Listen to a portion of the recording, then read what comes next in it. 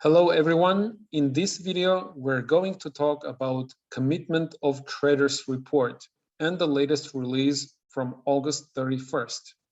If you have never heard about COT reports and COT charts, then this video will include a brief introduction. Well, COT stands for Commitments of Traders. This is a report that is published by CFTC in order to increase the transparency in the financial markets. The report is released on a weekly basis, and it's widely used by the market participants because it shows insights into the positioning of speculative traders. However, there is a 3-day delay in the report. So the report is usually published each Friday, and it represents the breakdown of positions from Tuesday. So take this information with a grain of salt, because first of all, there is a 3-day delay. And second of all, because the sentiment and the positioning are two different things. So the sentiment of the market can change very quickly, and the sentiment does not always predict the future price. And at the same time, the positioning usually takes some time to unwind.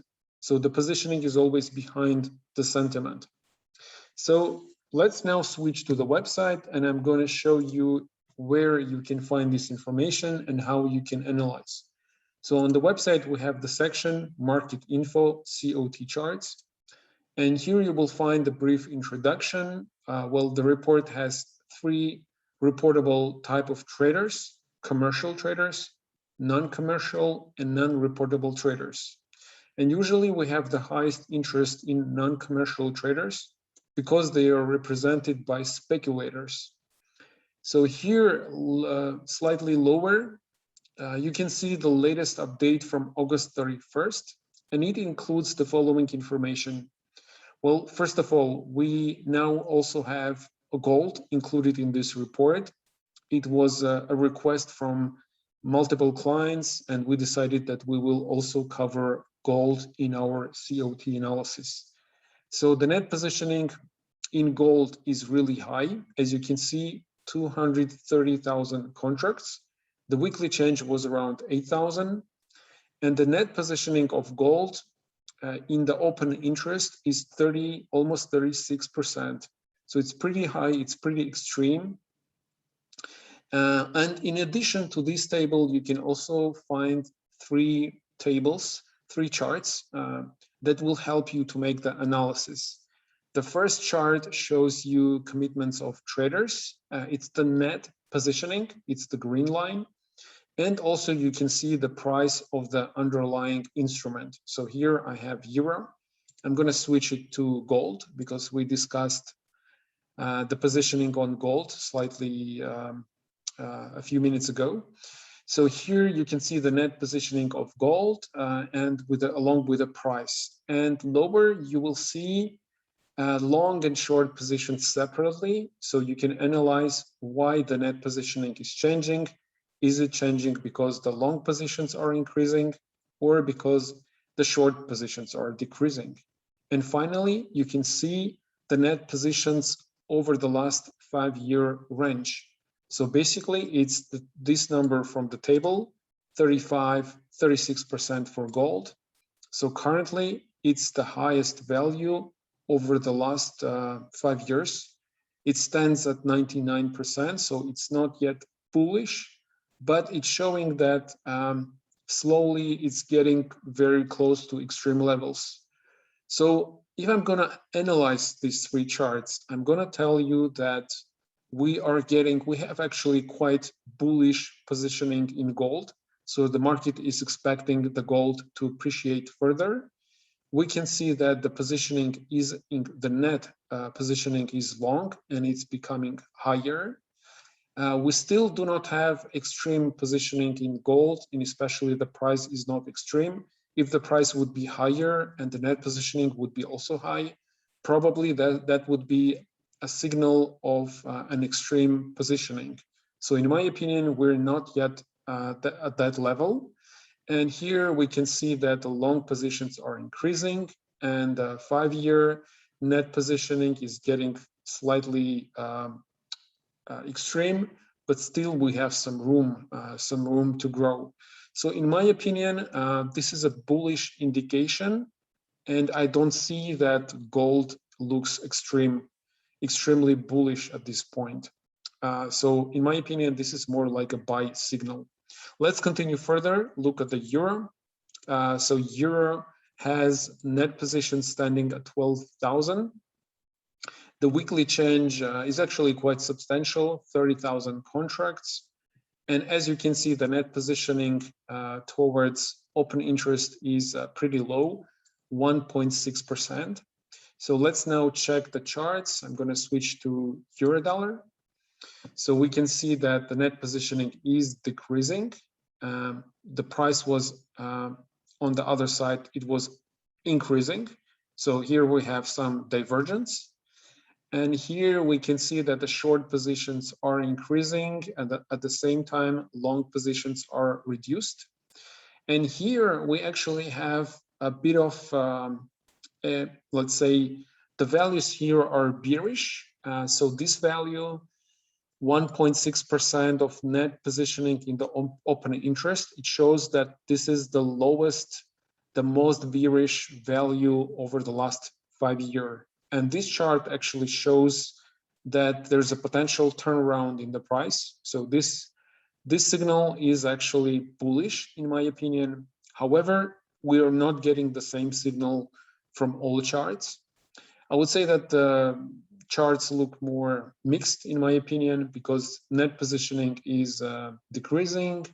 And at the same time, we can see very mixed picture. Short positions and long positions are very close and pretty high. So I would rather say that we need some more time to get a more clear picture, clear situation. So there are some early signs that probably the net positioning can start to grow just from the third graph. So let's continue further. The third position is the Canadian dollar. So as you can see, the net positioning is neutral. The weekly change was 8,000 contracts, and the net positioning is also 0. Let's switch here and look at the data. So here we can see that, yeah, it's getting very neutral, in my opinion. We have seen that the US dollar was recently in a downward trend. Then we had a substantial correction in the price. So in my opinion, this is pretty neutral. Both long and short positions are at the same level. And the 5-year net positioning percentile is also like pretty neutral. So in my opinion, there is no particular signal on the Canadian dollar. Let's move further. Bitcoin. So the Bitcoin is a bit mysterious to me, because generally we can always see that the net positioning is negative. So it means that we have more shorts than we have longs. At the same time, the price of Bitcoin is surging right now. It's I think it's the end of this week we had the prices above 50,000, and probably one of the reasons is that the Bitcoin futures are used for hedging. So probably some participants, some market participants, they have real Bitcoins on the blockchain and they use financial futures for hedging. So in my opinion, this chart doesn't really show a clear picture or any clear indicator for traders. Probably this situation might change in the future, but I do not see any useful data from the sentiments. So here we can see rather mixed signals. The price is going up and the net positions are short. They are slightly decreasing, but still we have net short positions. Both on long and short positions are decreasing according to the second chart. And here we also have a neutral signal. So in my opinion, the picture is pretty neutral. And the next chart is New Zealand dollar.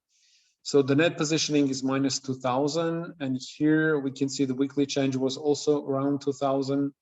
The net positioning to open interest is -4%. Let's check the chart if we have any signals and if we can make some conclusions. We can see that the net positioning is turning negative, so it's decreasing over the last 6 months. The price is actually getting more bullish at the same time. Here we can see that in general, I would say that both long and short positions are pretty low. And the third chart is actually showing its situation is pretty much the same like on euro. This signal is more bullish, so it's showing that the price can turn around and the New Zealand dollar can soar in value. So, but all three charts altogether, they have a pretty mixed situation. In my opinion, there is no clear signal. First two charts are neutral, and the third one is showing some bullishness and potential extremity. So let's move forward. We have 3 more currencies to cover. The British pound, the net positioning is -15,000. It slightly improved. The pound gained 2,000. And the current net positioning to open interest is -7%. So I'm going to switch the chart to the British pound. So let's look at the situation. We can see that net positioning has slightly improved. So here the situation is pretty neutral. Here we can see that the short positions are starting to dominate slightly, but both long and shorts are pretty low. So in my opinion, this is also pretty neutral. And here we actually, like the same situation on euro, we are reaching the extremity in some way. It's still 9%. So it has not reached the bottom, didn't touch it. So in comparison to the 5-year period, currently we have one of the lowest net positioning on pound. So in my opinion, there is no potential signal. It pretty looks neutral to me. And finally, we have 2 more currencies. I think the situation is pretty specific because the Australian dollar and the Japanese yen, they have very bearish net positioning. So -6,000 and -65,000. So the situation actually got worse for the Australian dollar, and it slightly improved for the Japanese yen. And as you can see, the net positioning to open interest is quite extreme. In my opinion, those values are pretty huge, 30%. It's the same situation like with the gold. The gold has 35%, so it's bullish, and here we have bearish signals. So just to say, in my opinion, when we have this type of values, we can expect to have a strong rebound in the price. So let's check, first of all, the price of the Australian dollar. We can see how the net positioning is getting more bearish, and it's reaching extreme levels. Like over the last 3 years, we're getting to the lowest values. And here we can see that the net positioning was huge before. It's slightly decreased, but also long positions decreased. And finally, here you see that this is pretty extreme, in my opinion, because you can see that it just reached 0% and it's standing here for some time. So in my opinion, all those 3 charts are showing the extreme short positioning in Australian dollar, and this is a potential signal for turnaround, for a U-turn in the Australian dollar. So, and this is actually what happened over the last week. If you will check the price of the Australian dollar, we had a really sharp rebound in the price. So in my opinion, this situation, this analysis can be sometimes very useful. And finally, we're going to cover the Japanese yen. And let's see if we might also expect a rebound in the Japanese yen. So here we can see that the net positioning is short, but it's not growing at the moment. The price is pretty much neutral, not growing much.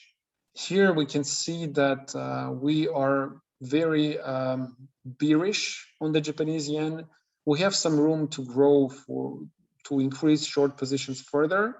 And here we actually are reaching limit. So in my opinion, we are very close to extreme values.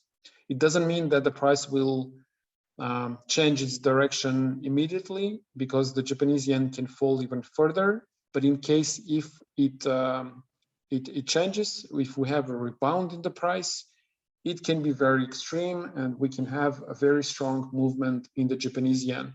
Actually, this is what we usually have on the Japanese yen, because sometimes we have sharp movements on the yen crosses across the market, and this is a typical currency pair that is used for carry trading. Sometimes the positioning can become very extreme, and then we have liquidation of positions, and we have a sharp movement in the Japanese yen. So I think that we're not yet that extreme, but we're getting close to those levels.